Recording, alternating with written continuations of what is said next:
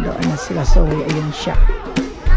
Hi, Zoe grind. If you're happy and you know it, clap your hands. Aksidente ang kamay ni Gerald dyan. Biglang nakita ko yung dugo, yung parang tumalsik talaga, yung bigla talagang nag-push talaga ang dugo eh.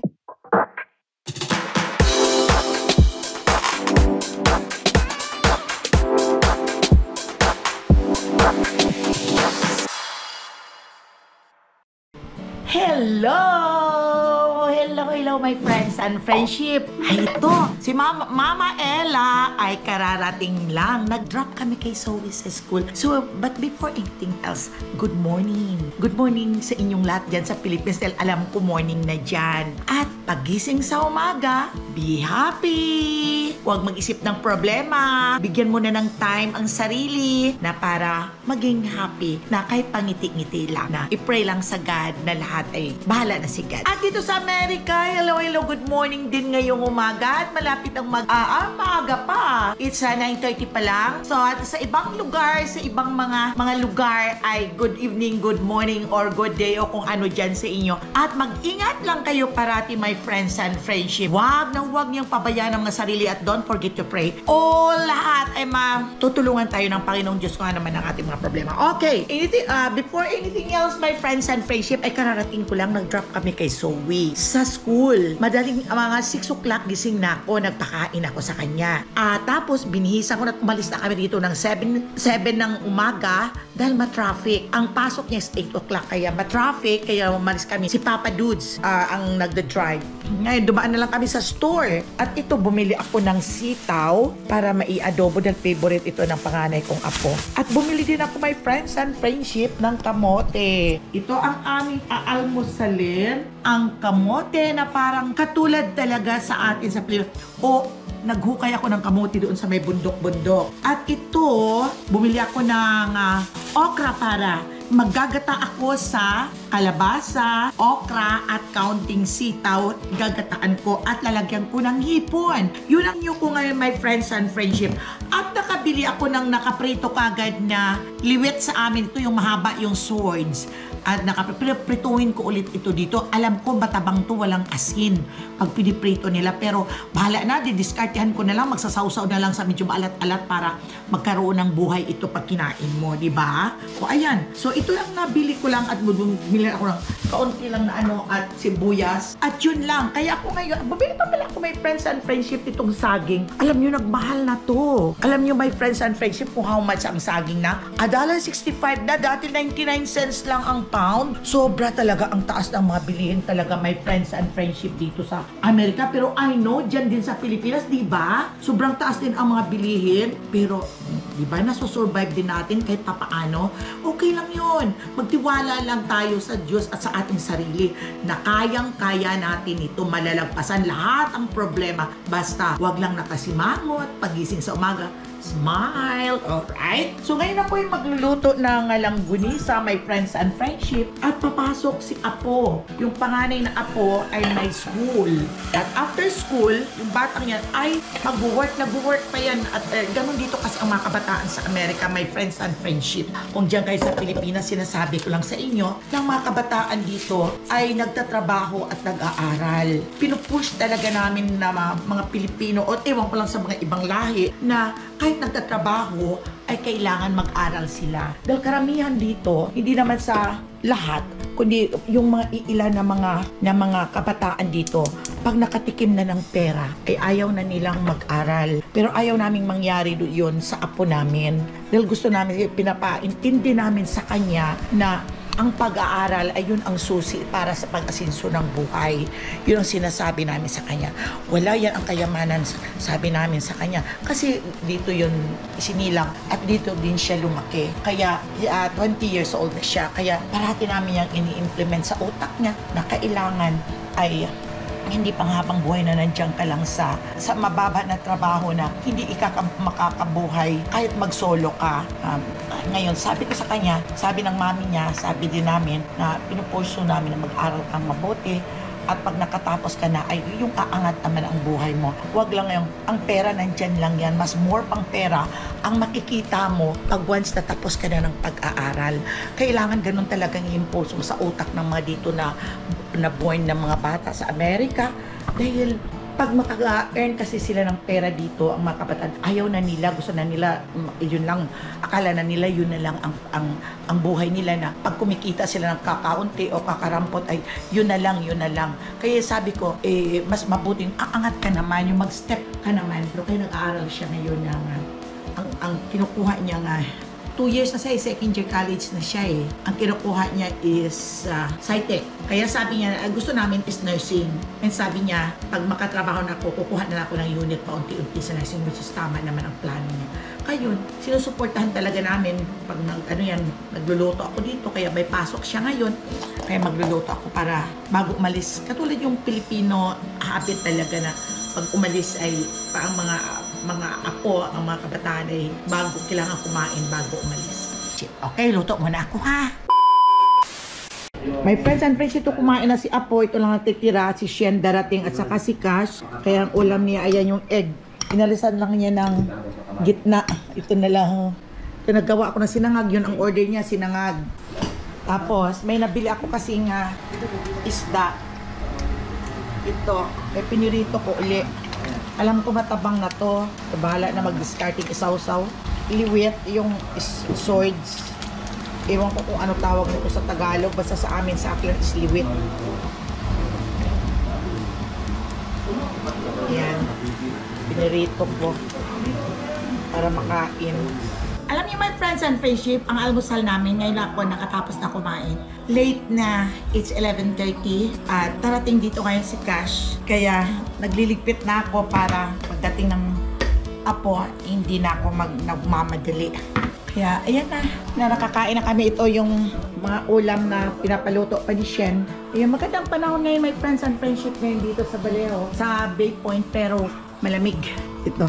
Kaya ayan pa, naghihingalo pa ang mga, ay kailangan pala kumuha ako dadang talbos ng kamote para ihalo doon, hindi na sa ginataan natin, huwag na no. Yung may ano naman, may sitaw naman ako, di ba? Hindi na haluan ng talbos ng kamote. Huwag na. Okay. O pwede namang, okay, huwag na. Okay, so mag-ready na muna ako, my friends and friendship, at magliligpit. Okay, pasensya na kayo at busy-busy si Mama Ella. At kayo lang naman ang pinaghugutan ko ng lakas ng loob na pag kaharap po itong GoPro ko at nagsasalita sa mga kaibigan ko, sa inyong lahat dyan, sa buong Pilipinas, sa buong mundo, I'm so happy. Okay. Kahapon pala talagang busy ako kahapon dahil hindi inaasahang nangyari, nag-aksidente ang kamay ni Gerald dyan nung kumakain siya ng avocado. Binuksan niya yung avocado, inopen niya, tapos ang ginamit na panghiwa niya ay itong mga ano namin na to, yung mga kutsilyo namin, tingnan nyo, ayan, ang tutulis. Ginanon niya sa, parang ang paggawa, ang paghiwa niya ng avocado, my friends and friendship, nahiwa niya na. Pero ang buto ay nandoon sa loob. Itinusok yung buto para lumabas. Dito ba naman, tumusok itong matulis, tumusok dito sa kamay niya. Ay, nagulat ako dahil nakatayo lang siya dito sa may tapos biglang nakita ko yung dugo, yung parang tumalsik talaga, yung bigla talagang nag-bush talaga ang dugo Ninervyos si Big Boy. Dahil niya, dugo niya nakita niya. Ayun, nung dali ko siya at pinaupo yun at dinala namin sa Kaiser para ma-dressing. Okay naman, hindi wala namang mga vein o ugat niya ang nada-damage doon at medyo malalim lang ng konti pero dito banda sa may palms, siyempre madugo yun. At talaga namutla siya dahil nagulat siya Kaya ako talagang takot sa dugo, kaya lang ewan ko lang kahapon, may presence of mind talaga ako na yung bang nagagawa ko ang gawa. Kaya sabi ko, itaas mo lang yung kamay mo, tapos compress mo yung sugat at nilagyan ko lang ng gauze. Tinali at dalhin namin doon sa hospital. Yun kahapon, kaya busy ako kahapon, hindi ako nakapag-vlog. Ay, dito tatawa-tawa kagad pagdating sa camera yan, my friends and friendship, Kaya gustong-gusto ang camera niyan, alright? Mahilig talaga, Ako makain siya. Ay. Ano yan? Tinapay. This bread? Clap your hand. Clap. If you're happy and you know it, clap your hand. Again. If you're happy and you know it, clap your hands. Gustong-gusto niya ang camera talaga nitong apo kong si Cash. Si Cash, gagapo-gapo, pogi-pogi yan. Binilan ko siya ng sapatos na pang-walking na. So, pang-winter na to eh. Ito mga suot niya. Basa. Ito kasi, kahit hindi pang-winter, pwede naman niyang maisuot. Ayan yung mga sweater niya at jogging pants. Ayan yung mga bonnet niya. Ayan. Magugulay ako. Sasahugan ko siya ng hipon. At ito nagtalbos ako doon ng kamote sa 3 paso. Ayan, nakuha ko. At ito naman ang aking gagataan ko siya. Gulay. Gagataan. At ito yung nabili kong kanina. Pinirito, inulam namin kaninang umagahan. Yung breakfast. Yung liwit. Kaya yan. Tapos, ito. Yaway! Ayaw, clap-clap po siya po. O, tingnan mo yung apo ko, my friends and friendship. You love the camera, my love. Siya po. Go back to Papa. Go, Papa. Nalagyan ko ng konti nito, my friends and friendship. Para maging masarap naman din paano may lasa. Kasi mga lasa dito ang mga yung hipon. Walang lasa. 15 minutes later. Ito na yung ginataan ko, my friends and friendship, na kalabasa, sitaw, talbos ng kamote from my garden, hipon, at okra. Ito ang aming gulay ngayon. At that is my boy. Ayaw pang matulog. Oh, ayan o, inaantok na yan. I know, inaantok na siya. That's the mommy bunso. That's the mommy bunso. Ito na naman si Mama Ella, palang lagari. Pupunta na naman kami kay Zoe. Pick upin namin siya, my friends and friendship sa school. At 3 o'clock ang labas. Kaya maaga pa naman is 2:15. Dumaan muna kami dito sa may bangko, that's si JR. Ay kukuha yata at sweldo niya ngayon. Kaya dito kami sa parang isang ano nga tawag dito sa lugar na to? Yung parang dito lahat ng shop center. Okay. Drop na namin si JR. Diretso na kami kay Zoe. Yan ang buhay at ang papel ni Mama at ni Papa Dudes. Iniwanan namin doon si Cash at saka yung mami niya sa bahay. May time talaga, my friends and friendship, talaga miss ko talagang umuwi ng Pilipinas. Kaya ang Pilipinas talaga nami-miss ko. Sarap doon mag-relax sa sarili mong bayan, sarili mong bahay. Doon mayroong kang kasama na pag gusto mong kumain, may nagluluto sa iyo. Pag gusto mong, pag may marami kang mga labahin, may naglalabas sa iyo. Yun bang ang sarap isipin? Kasi dito kasi sa Amerika is lahat trabaho mo, gagawin mo. Ay, parang hinahanap mo ang moment na yung parang prinsesa ka once in a while. Yung donya ba? Na kahit paminsan-minsan ay wala kang ginagawa, kain tulog lang, right? Pero alam niyo, my friends, sinasabi ko lang yan. Pag ganyan siguro yan ang mga buhay mga ibang mga mayayaman. Naiinip siguro sila sa buhay nila. Dahil bawat galaw nila may katulong. Yun ang, at bawat, lahat ng mga bagay hindi sila gumagalaw, nakaupo na ganun lang, shopping, nakaupo lang. Yun ang mga mayayaman. Pero hindi rin siguro sila, my friends and friendship, happy, no? O ganun. Kasi nakakaboard din pag ganun siguro. Pero mas happy pa rin pala tayo na walang pera. Yung ganitong life. Kaya sabi ko nga kay Papa Dudes, nagkakaedad na tayo, tumatanda na, so we need to relax. Yan lang. Happiness na lang ang mga apo. Pero may time talagang nababagot ka rin. Yung naiinip ka, my friends and friends, usap-usap mo na tayo. Yung nababagot ka sa buhay mo, yung ayaw mo na yung paulit-ulit na trabaho mo, yung parang naiinis ka na, parang, ay, naghahanap ka ng, pero may time naman na, okay. Kaya yun ang karamihan ang ginagawa ng mga matatanda dito sa Amerika. Mga nagbabakasyon, nakikita ko, kasakay ko sa aeroplano. Yung mga matatanda na sila, mga wheelchair. Ganun din siguro ang nafe-feel nila sa nararamdaman ko rin. Dahil okay, masarap dito sa Amerika. Halos sa lahat ang mura, mahal din ang bilihin dito. Yun bang easy to get lang? Yun bang dito? Pero pag sa Pilipinas tayo, di ba yung may nahihirapan mo ang sarili mo bago ka makakain ng masasarap, di ba? Yung parang ganun. Pero dito parang easy lang, easy money, yung pang ganun. Pero hindi pala happy. Yun ang sinasabi ko, mabuti pa sa Amerika ka, mabuti ka, huwag dalang. Hindi pala mas happy. O di ba? Yun ang life talaga dito sa US. Ang happiness lang dito ng mga ibang mga matatanda yung mga apo nila. At kasama-kasama ang mga anak. Ipon-ipon. Ipes katulad namin, wala na kami mga anak sa Pilipinas. Nandito na kami lahat. Tapos, yun bang pero may iba namang mga matatanda na ayaw na nila dito. Kasi sabi nila matanda na kami, ayaw na naming mag-alaga ng apo. Parang nandyan din ang pagod sa pag-aalaga, pero parang hindi mo mabibitawan at matatalikuran ang mga apo mo, yung mahal na mahal mo. Yun na lang ang happiness. At pag nandun ako, my friends and friendship sa Pilipinas, tinatamad na din ako, naiinip ako, lalo na kung mga 1 month vacation ako, namimiss ko ang mga apo ko. Kaya ngayon ang tao ay walang satisfaction. Isa na ako doon. Okay, bakasyon kami. Pag nandoon ako, tinatamad na ako doon. Ayaw ko na doon, nasasawa na ako, yung parang gano'n. Gusto ko nang bumalik. Ilang pag-usap-usapan lang natin, my friends and friendship, ang buhay Amerika. At hindi naman ito na mabago dahil nandito na kami lahat. Pero may bahay ako doon. Nandun iniwanan. Pero iniisip namin ni Papa Dudes, pag mawala na tayo, yung bahay natin kawawa. Yung pinag-iisan talaga namin yun. Pagdi mong sintabo, tinitipid namin yan sa makapagpagawa kami ng bahay. Galtan noon, nandoon pa kami nagtatrabaho, kulang-kulang yung bahay namin butas-butas.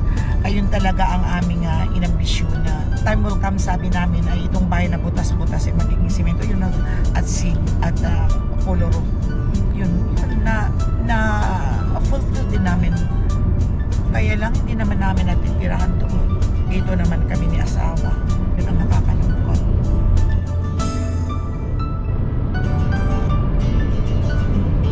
Umuwi na ito papuntang Fairfield kila Sierra. Doon sila Sierra sa may bundok. Magkabilang dulo nga kami, my friends and friendship. Ngayon ay maluwag pang parking space. Parking lot. Dalawa aga pa.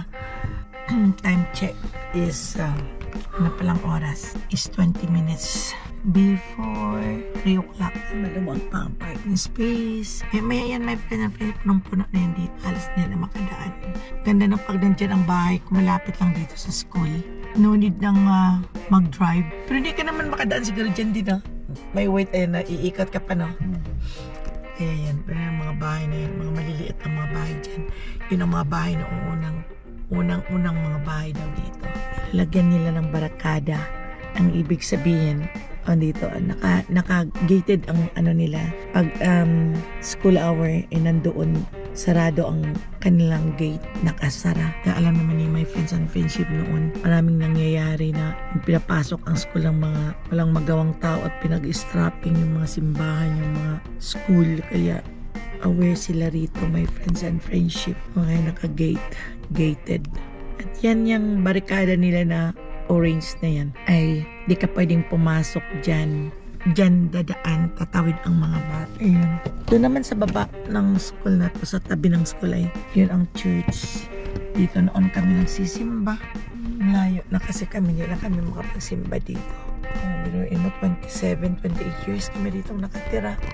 Pag mula kami noon sa Minnesota, kami nang galing diretso dito. Dito na kami naglagi, dito na abutan kami dito ng 28 years. At saka na lang kami lumipat nung nakabilang bahay ang anak ko sa Big. Para may friends and friendship, punta na natin doon sila, si Zoe, si Liam at saka si Samantha. Labasan na nila ngayon.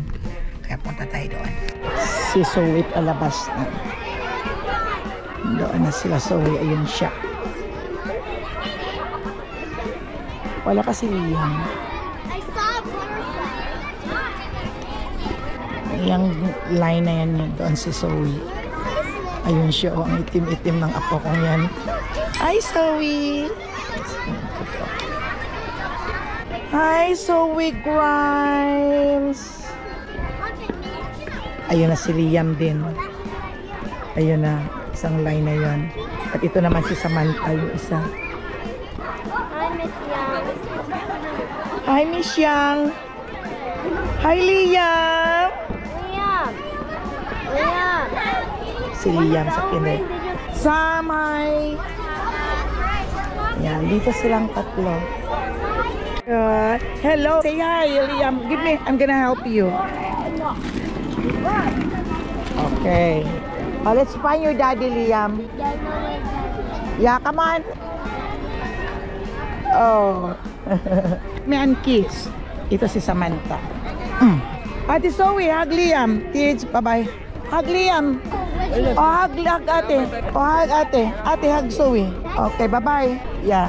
Ganito talag my friends and friendship pag uwian na. Kanya-kanyang kuha ng mga anak pero hindi bibigay sa iyo kung wala kang nakalist doon. Your mommy and Cash is in the house. Huh? They're in the house, your mommy. And And Cash? Yes, at Tita Shen. Okay? Oh. That's your classmate? No. Kindergarten. A kinder, but your friend. Okay. So take off your Papa, tawin naman water. Give water po to Zoe there. Hold on. Ano water? 20 minutes later. Nakauwi na kami at tapos nakakain na at gabi na dito, my friends and friends. It's 7:20, kapapasok ko pa lang at napalabas ako ng dogs ni Mikel. Ito, nag-snack ako at nanonood ng TV. Hanggang sa muling pagkikita natin, my friends and friendship, don't forget to subscribe my channel, Mama Ella Bolano. And don't forget to like, share, and even comment down below the box. Thank you and shout out sa inyong lahat dyan at ingat-ingat lang kayo sa lahat kung saan man kayo ngayon. Bye-bye!